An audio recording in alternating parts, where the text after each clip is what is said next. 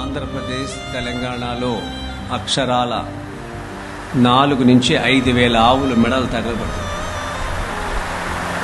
ఆవుల్ని మిర్చి బస్తాల్లాగా తొక్కుకుని తీసుకెళ్తున్నారు. ఒక్క హిందువు మాట్లాడట్లేదు, ఒక్క స్వామి మాట్లాడట్లేదు.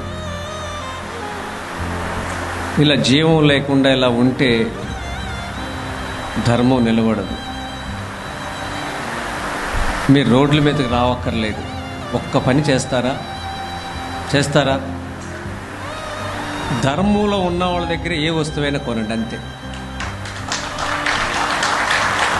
మన గోవుని ఇలా తినే పరాయి ధర్మం వాళ్ళు ఎవరైతే తిన్నారో వాళ్ళ దగ్గర ఏది కొనమాకండి.